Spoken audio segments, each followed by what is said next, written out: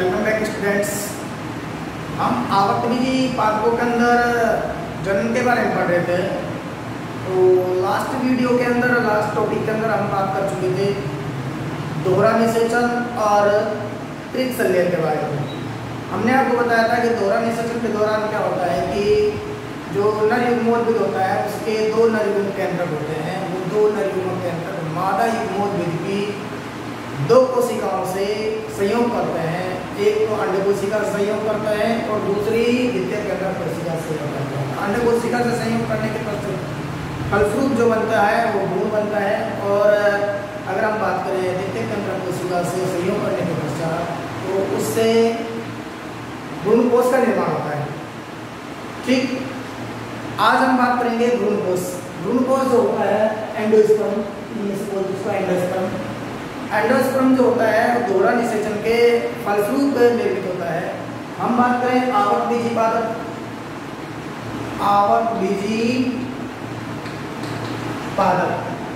आवृतबीजी जो पादप हैं इनके अंदर क्या पाया जाता है? दोहरा निषेचन पाया जाता है। क्या पाया जाता है? दोहरा निषेचन पाया जाता है। डबल फर्टिलाइजेशन पाया जाता है।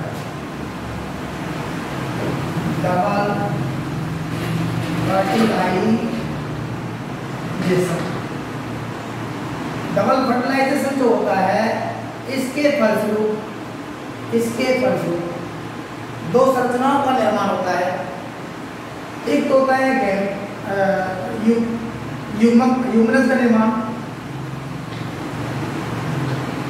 युग्मनज का निर्माण, जैसे कहते हैं जाइगोट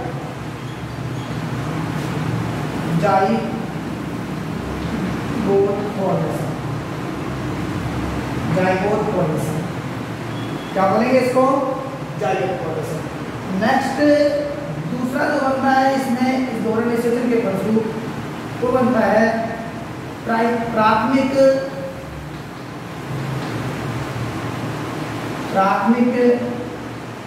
भ्रूणकोश केंद्र। प्राथमिक भ्रूणकोश केंद्र जिसे हम बोलते हैं प्राइमरी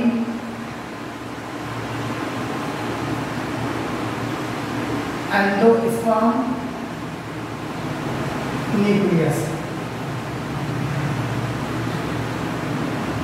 तो जो प्राथमिक ये जो हमारे पास जो युग्मनज है, ये तो क्या करता है? एम्ब्रियो का निर्माण करता है। एम्ब्रियो कन्वर्ट होता है किसमें? सीड में। किसमें कन्वर्ट होता है? सीड में। क्योंकि ये प्राथमिक जो भ्रूणकोश केंद्र है ये क्या बनाता है? एंडोस्पर्म। क्या बनाएगा? एंडोस्पर्म भ्रूणकोश बनाएगा। क्या बनाएगा? भ्रूणकोश।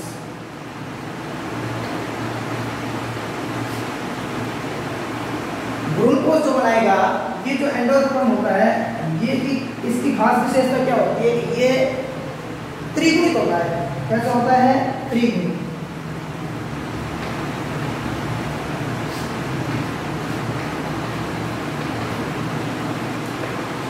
ट्रिप्लोइड होता है। कैसा होता है? ट्रिप्लोइड होता है। त्रिगुणित संरचना होती है। अगर हम बात करें यहाँ पर इंपॉर्टेंट नोट की बात करें, इंपॉर्टेंट नोट जो अनावर्तबीजी हैं, अनावर्तबीजी पादप उनके अंदर जो भ्रूणकोश पाया जाता है, क्या पाया जाता है? भ्रूणकोश पाया जाता है। वो कैसा होता है? अगुणित। कैसा होता है?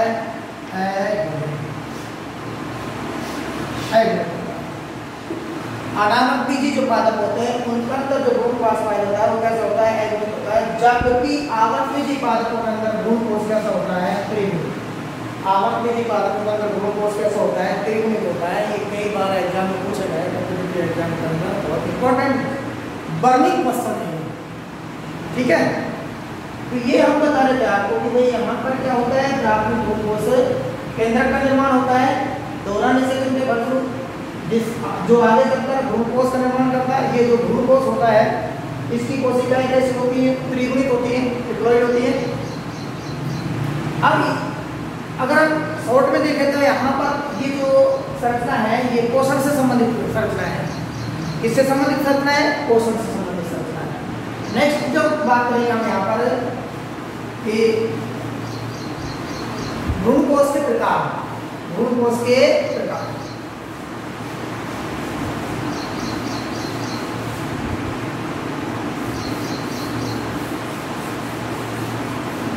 भ्रूणकोश के प्रकार।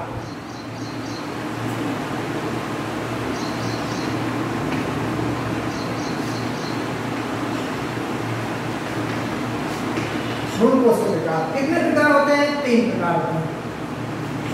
3 प्रकार, 3 टाइप्स एंडोस्पर्म पाया जाता है, भ्रूणकोश पाया जाता है।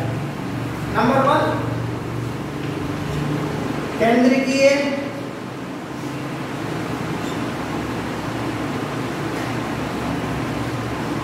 केंद्रीय भ्रूणकोश,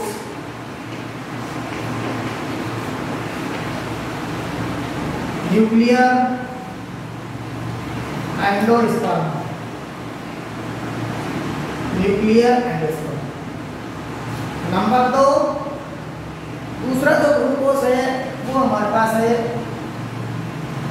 कोशिकीय भ्रूणकोश, कोशिकीय भ्रूणकोश। इसको बोलते हैं सेलुलर एंडोस्पर्म, सेलुलर एंडोस्पर्म। तीसरा जो प्रकार है हमारे पास वो है हेलोबियल। कौन सा है? Helobial. Helobial भ्रूणकोश।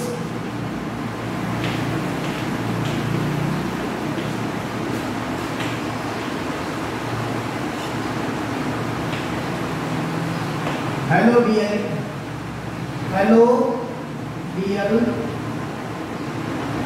Endosperm, helobial endosperm. 1 by 1 इनके बारे में हम स्टडी करेंगे। तो सबसे पहले हम बात करते हैं किसकी? केंद्रीय भ्रूणकोश। किसकी बात करेंगे? केंद्रीय भ्रूणकोश।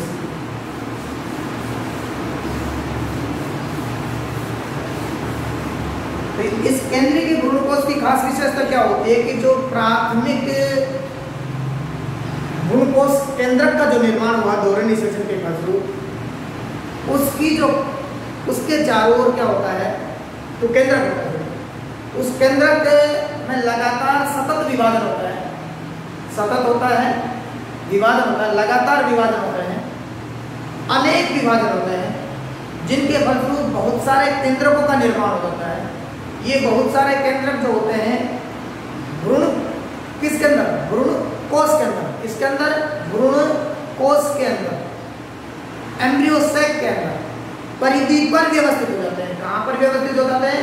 परिधि पर व्यवस्थित हो जाते हैं। और परिधि पर व्यवस्थित होने के पश्चात बीच में जो है भ्रूणकोश के बीच में किसका निर्माण हो जाता है? एक रिक्तिका का निर्माण हो जाता है, एक बड़ी रिक्तिका का निर्माण हो जाता है। तो इस प्रकार का जो भ्रूणकोश होता है उसे हम कहते हैं केंद्रीय भ्रूणकोश। क्या कहते हैं उसको?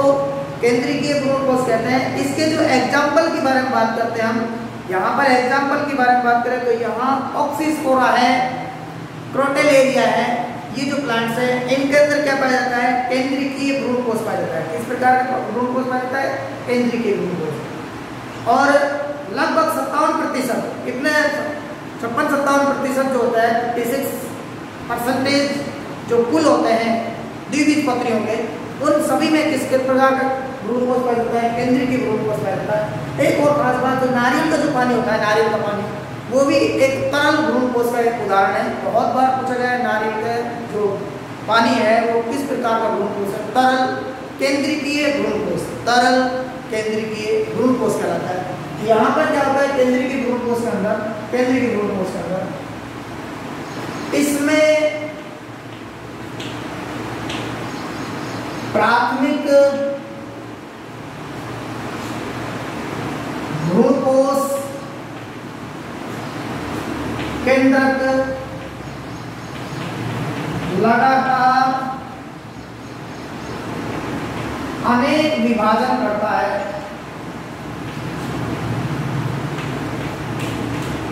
अनेक विभाजन करता है। इसमें जो प्राथमिक भ्रूणकोश केंद्र जो है वो लगातार अनेक विभाजन करता है, जिसके फलस्वरूप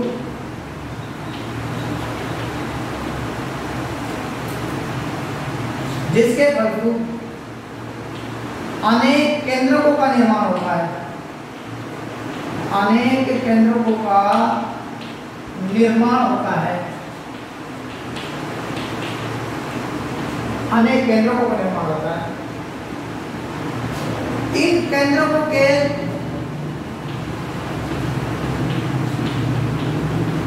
चारों ओर भित्ति का निर्माण नहीं होता है। भित्ति का निर्माण नहीं होता है। इनके चारों ओर भित्ति का निर्माण या सेल वॉल का निर्माण नहीं होता है। ये केंद्रक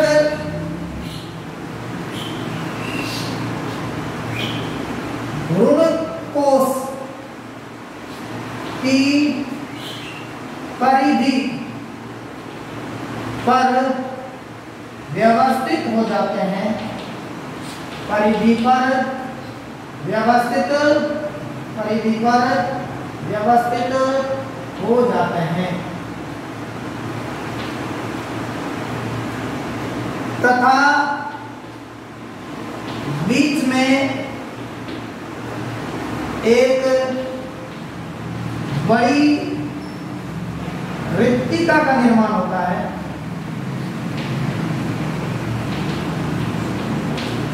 बड़ी रिक्तिका का निर्माण होता है। रिक्तिका का निर्माण होता है।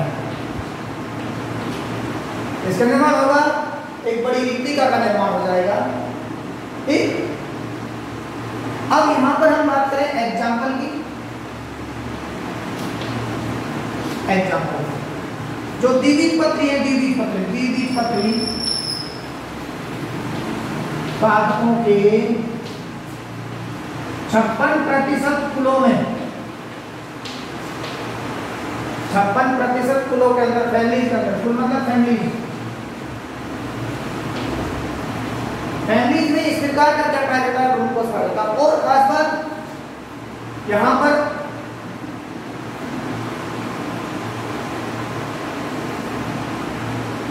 प्रोटेलेरिया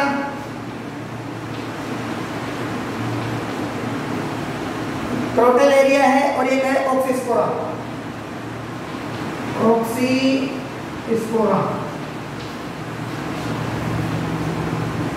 ये जो पादप है इनके अंदर भी किस प्रकार का पाया जाता है, भ्रूणकोश पाया जाता है, केंद्रीय या न्यूक्लियर एंडोस्पर्म पाया जाता है। अब हम बात करते हैं इंपॉर्टेंट बात जो है यहाँ पर, वो इंपॉर्टेंट बात ये है कि जो एग्जाम की दृष्टि से पूछा जाता है अक्सर, वो कि जो नारियल जो होता है, नारियल पानी नारियल पानी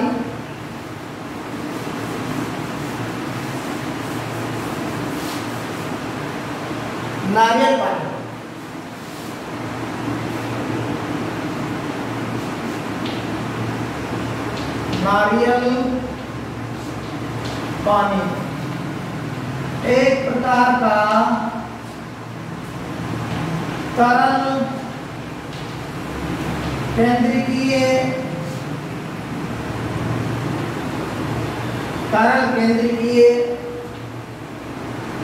भ्रूणकोश का प्रकार है।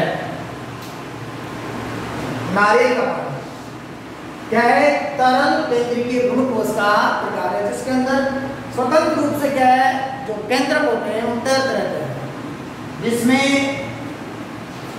इसमें स्वतंत्र रूप से केंद्रक तैरते रहते हैं। ये है। अब इसका डायग्राम देखते हैं, बहुत इंपॉर्टेंट है इसकी संरचना। तो ये डायग्राम जो होता है हमारे पास, इसमें क्या होता है,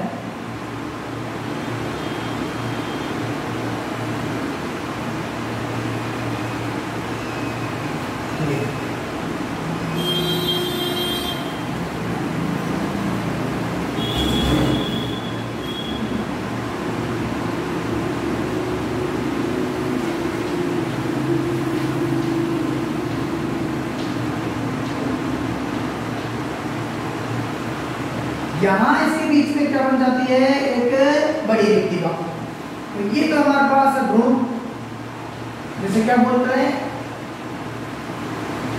एम्ब्रियो। ठीक, ये स्वतंत्र केंद्रक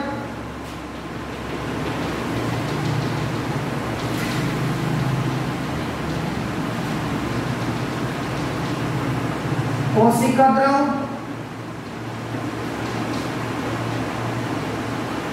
और ये बड़ी रिक्तिका।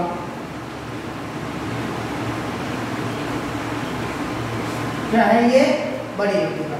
तो यहाँ पर ये जो हमारे पास फिगर है वो किस प्रकार की है, न्यूक्लियर एंडोसोम, केंद्रीय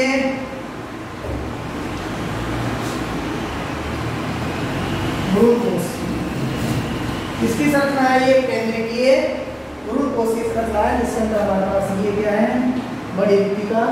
जो केंद्रक जो है वो परिधि पर व्यवस्थित हो गए, विभाजन करते हैं, इनके चारों ओर किसी प्रकार की कोई भित्ति नहीं है।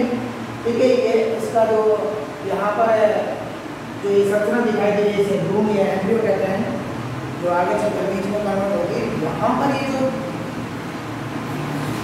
स्वतंत्र केंद्रक हैं जो कि कोशिका द्रव के अंदर पाए जा रहे हैं, इस कोशिका द्रव के अंदर भरपूर मात्रा में पोषक पदार्थ पाए जाते हैं, प्रोटीन, कार्बोहाइड्रेट, वसा वगैरह, जिनसे ये विकासशील भ्रूण जो होता है पोषण प्राप्त करता रहता है।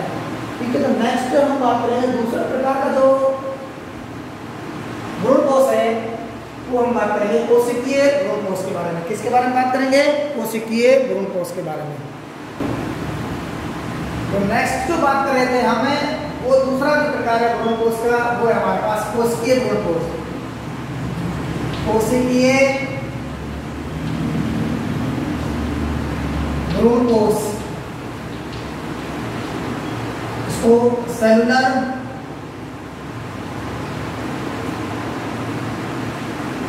एंडोस्पर्म, क्या बोलेंगे इसको, सेलुलर एंडोस्पर्म कहते हैं। यहाँ पर क्या होता है, जो प्राथमिक भ्रूण कोश केंद्रक जो होता है वो विभाजन करता है। जैसे ही विभाजन करेगा, विभाजन के फलस्वरूप बनने वाले जो नए केंद्रक है उनके चारों ओर कोशिका भित्ति का भी निर्माण होता चला जाएगा। यानी कि हम ये कह सकते हैं कि जैसे जैसे केंद्रक विभाजन करेगा, वैसे वैसे नवनिर्मित केंद्रकों के चारों ओर कोशिका भित्ति का निर्माण होता चला जाता है। और इस प्रकार एक कोशिकीय संरचना का निर्माण हो जाता है। किसका निर्माण हो जाता है, एक कोशिकीय संरचना का निर्माण हो जाता है। इन कोशिकाओं पर कुछ सूक्ष्म तंतु जैसी संरचना विकसित हो जाती है, जिन्हें हम रसांकुर कह सकते हैं। क्या कह सकते हैं, रसांकुर या चूस्कांक कह सकते हैं। उन चूस्कांकों की सहायता से क्या करता है, ये पोषण व अवशोषण करता है। किसका कार्य करेगा, पोषण का अवशोषण करेगा। इसमें जो भ्रूण कोश होता है वो शुरू से लेकर अंत तक कैसा बना रहता है, कोशिकीय बना रहता है। और एग्जाम्पल जो हम बात करते हैं यहाँ पर वो है, एक तो मैग्नोलिया है, क्यूकुरबिटेसी के कुल, क्यूकुरबिटेसी जो कुल है उसके पौधे, और मैग्नोलिया, इसके बारे में बात कर रहे थे हम। तो यहाँ कुछ इंपॉर्टेंट लाइन्स हैं जिनको मैं लिखवा देता हूँ। इस प्रकार के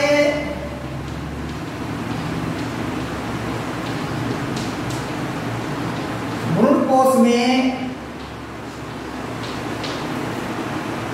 प्राथमिक भ्रूण कोश,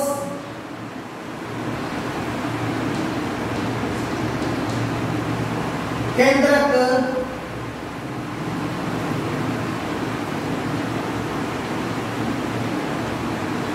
विभाजन के फलस्वरूप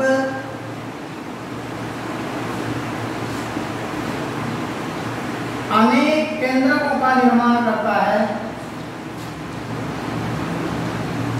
अनेक केंद्रकों का निर्माण करता है। अनेक केंद्रकों का निर्माण करेगा। साथ साथ इन केंद्रकों के चारों ओर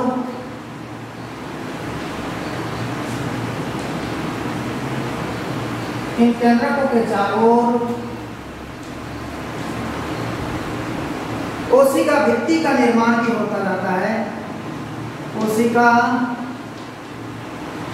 भित्ति का निर्माण भी होता है। कोशिका भित्ति का निर्माण भी होता है। इस प्रकार का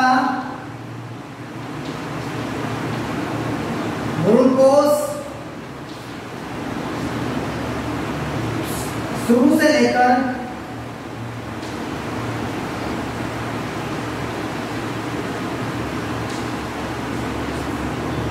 लेकर अंत तक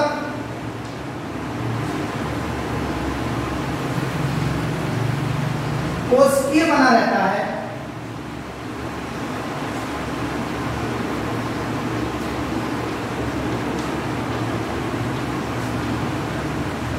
कोशिकीय बना रहता है। इसके चारों ओर चूस्कांगों का विकास हो जाता है।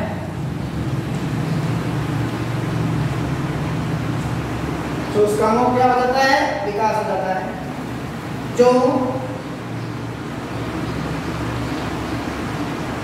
पोषक पदार्थों का अवशोषण करते हैं।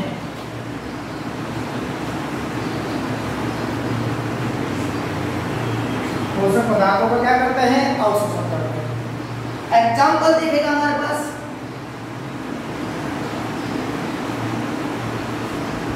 एग्जाम्पल मैग्नोलिया और कुकुरबिटेसी। मैग्नोलिया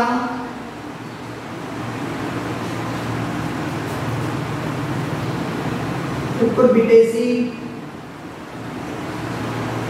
मैग्नोलिया कुकुरबिटेसी कुल के पादप। इंपॉर्टेंट एग्जाम्पल्स यहाँ पर इस प्रकार का जो भ्रूणकोश होता है वो किसमें पाया जाता है? मैग्नोलिया में पाया जाता है। और कुकुरबिटेसी कुल जो है उसके जो पादप होते हैं उनमें भी इस प्रकार का भ्रूणकोश पाया जाता है। इसको हम डायग्रामेटिकली रिप्रेजेंट करें तो इस प्रकार दिखाई देगा।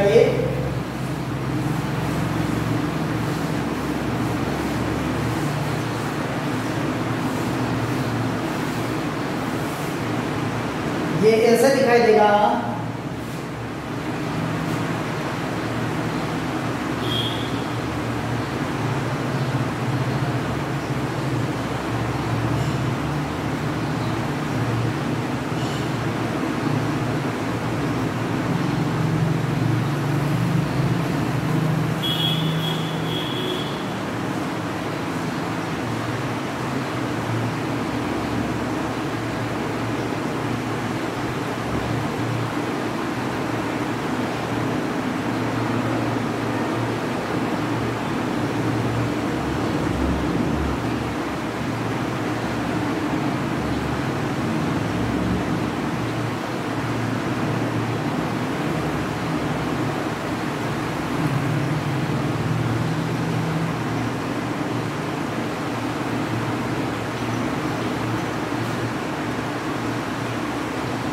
ये एम्ब्रियो,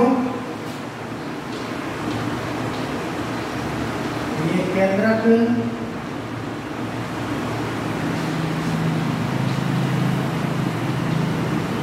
कोशिका, ये इनका क्या निकल जाते हैं? जिनको हम कहते हैं चूस्कांग। क्या निकल जाते हैं? चूस्कांग।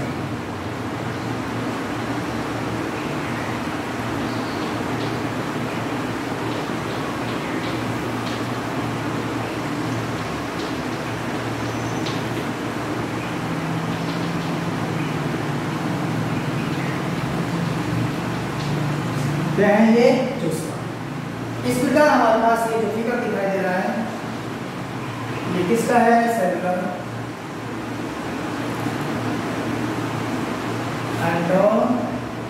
एंडोस्पर्म। इसका एग्जांपल है सेलुलर एंडोस्पर्म। ठीक है, इसके एग्जांपल हमने बता दिए मैग्नोलिया और कुकुरबिटेसी। नेक्स्ट हम बात करेंगे तीसरा जो है हमारे पास हेलोबियल प्रकार का भ्रूणकोश। तीसरा प्रकार जो हमारे पास वो है हेलोबियल। Helobial भ्रूणकोश, helobial भ्रूणकोश। अब इसकी खास बात क्या है भाई?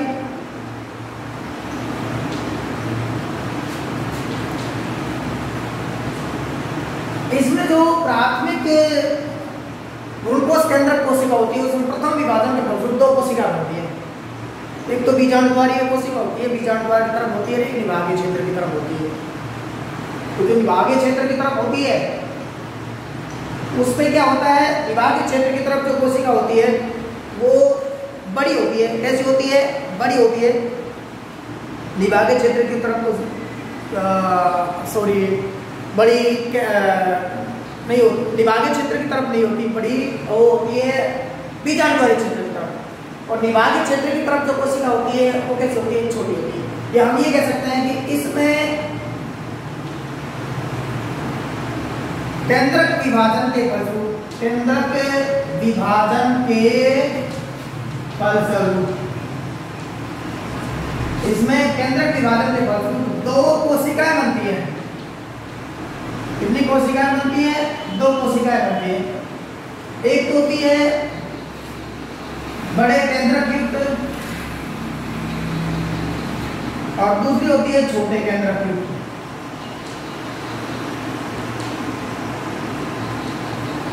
ये जो होती है वो बीजाणुद्वार की तरफ होती है और ये किस तरफ होती है? निभाग की तरफ। किस तरफ होती है? निभाग की तरफ। ठीक है। अब यहां पर क्या होता है, इनमें जो कोशिका होती है हमारे पास बड़ी वाली, उसमें बीजाणुद्वार की तरफ होती है, उसमें केंद्रक विभाजन के साथ साथ भित्ति का निर्माण हो जाता है। लेकिन जो छोटे केंद्रक जो केंद्रक बनते हैं, छोटे केंद्रक की कोशिका होती है, उसमें विभाजन के फलस्वरूप जो केंद्रक बनेंगे वो केंद्रक के चारों ओर क्या है? भित्ति का निर्माण नहीं होगा। तो इस प्रकार हम ये कह सकते हैं कि ये जो है इस प्रकार का भ्रूणकोश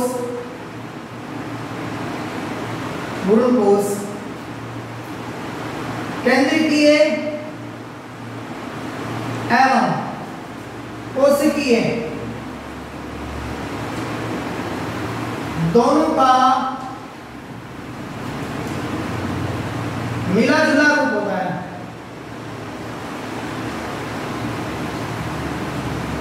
दोनों का कैसा होता है? मिला जुला रूप होता है। इसको अगर हम एग्जाम्पल देखें हमारे पास यहाँ,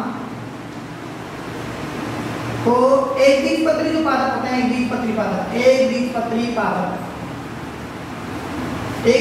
जो पादप होते हैं उनमें हेलोबियल गण पाया जाता है। हेलोबियल गण के जो सदस्य होते हैं, हेलोबियल गण के जो सदस्य होते हैं, गण के सदस्य, इनमें क्या पाया जाता है?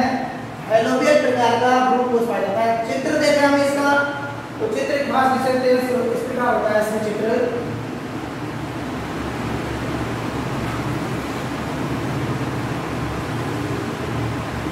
यहां पर हम देखते हैं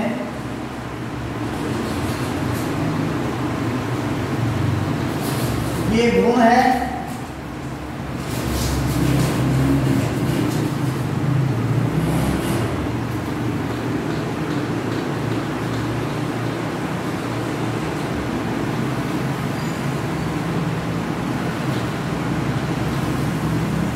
तो इस प्रकार बन रहा है। ये तो हमारे पास क्या है? केंद्रीय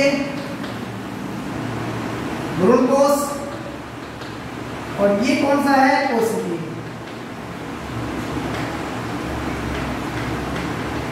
इन दोनों का मिला जुला रूप है। इस प्रकार का जो भ्रूणकोश होगा वो क्या कहलाएगा?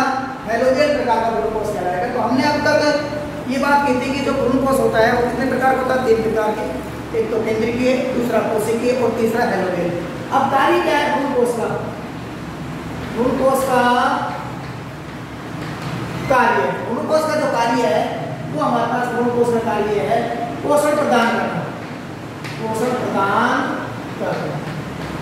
क्योंकि इसकी जो कोशिका होती है, इसकी कोशिकाएं कार्बोहाइड्रेट, प्रोटीन और वसा से प्रचुर होती हैं, यानी कि भरपूर होती हैं। इस कारण ये क्या काम करता है, ये पोषण का कार्य करता है। ठीक है दोस्तों, नेक्स्ट हम बात करेंगे आगे चलकर भ्रूण का परिवर्तन और भ्रूणोद्भव, तो उसको नेक्स्ट वीडियो के अंदर डिस्कस करेंगे। इस वीडियो के अंदर इतना ही। ओके।